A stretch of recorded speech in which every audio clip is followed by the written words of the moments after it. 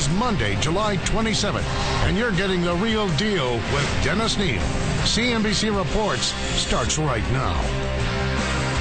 Joe, stay right there because I'm going to bring in a couple extra people to beat up on you a little bit, okay? Great. It's our Real Deal Squad's turn to get their take on the almighty Goldman Sachs. Bernard Whitman is with us. He's CEO of Whitman Insight Strategies. Greg Knapp, radio host and op-ed columnist for Washington Examiner. Jack Berkman, Republican strategist. And Leslie Marshall, host of her own radio show. Jack Berkman, don't you just love that Goldman Sachs? Oh, you don't, do you? But I do. Go ahead. Well, no, I do love Goldman. I got to be honest, I think Hagan's article, is silly. Look, I wouldn't have done TARP. TARP was stupid. But if TARP is out there, why in the world shouldn't Goldman Sachs take advantage of it? If the federal government is stupid enough to give away $1.5 trillion to banks, Goldman Sachs, they're a model corporate citizen. I love Goldman Sachs. Yeah, I would have taken advantage of every single nickel I could. Yeah, Joe Hagan, actually, Jack makes a good point, and I was saying the same thing. So what? Goldman exploited the government program, shouldn't it?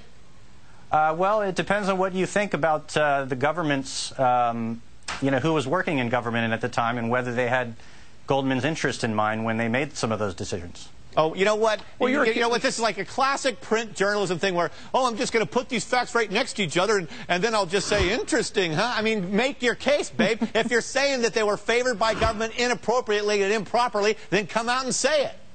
Well, look, are you accusing... I'm sorry, here's the thing. I mean, Goldman Sachs is in business to make money. So if they see ways that they can make more, including taxpayer dollars, of course they're going to do it. I mean, we let them exploit us if they did. And so, but the good thing is, hey, they're paying the money back. They're trying to get out of it because they realized, holy cow, look at all these strings that are attached. And the government's trying to get us to do things that we don't want to do. So I'm glad they're getting out of it. The fact that Bernard, wouldn't you like to be a shareholder? Bernard, wouldn't you like to be a shareholder in a company that maximizes profit to the ultimate extent it can? Isn't that what Goldman should do? Well, absolutely, and I think that the American people, don't really understand what Goldman is, what it does, and what it represents. And I think that the downside risk going forward is much greater for a company like Citi Group than it is for Goldman, because much of Main Street doesn't really understand what Goldman does, but they absolutely do understand what Citi does, because tens of millions of Americans have retail banking relationships with them, they've got credit cards with them, and when you hear about a company that's about to pay someone $100 million in this environment, I think Goldman could sort of get a pass on that. They've repaid their money. Citi has not. Oh, and man. I think that would be an extraordinary Leslie, I don't see Goldman getting a pass on anything it does ever. Well, it really depends, I guess, how much of, a patsy, some would say, that Congressman Frank wants to make of them. But you think about it right now, Dennis, the new axis of evil is Iran and North Korea and Goldman Sachs. But quite frankly, I disagree with some of the guys here because, perception is reality. And the American people's perception is not that they're rich, but it's how they got rich. And they look at trading as gambling, just as they do on Wall Street, rather than lending. Yeah, but you really want to have a paymaster. Hang on, I got to move to the next topic, Jack. And resent the level I got to move to the next topic, Leslie. Speaking of getting rich, all right?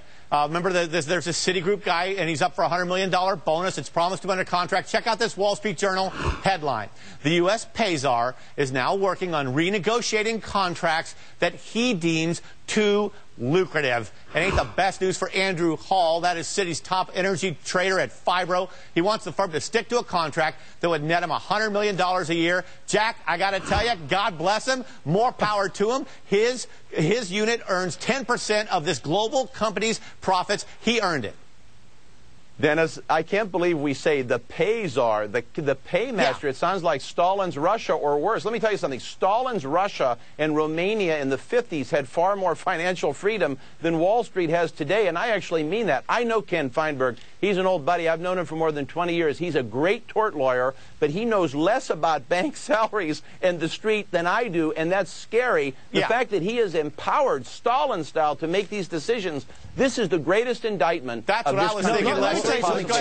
Two-thirds of the American people believe, in fact, that any company that took government money to stay afloat absolutely should be subject to financial compensation regulation. Half of Republicans believe this. But the reason people believe that, the issue is that the American taxpayer is footing the bill for this, and we've got to have some controls. The reason people believe that is that they don't know all the facts. This guy had a contract before the bailout to get this compensation. He's an independent subsidiary of Citi Group. He's making them $660 million. He's not taking any TARP money. And he's making them money. So why would you want to get rid of the guy? Why would you want to get rid of the guy? It's not about getting rid of the guy.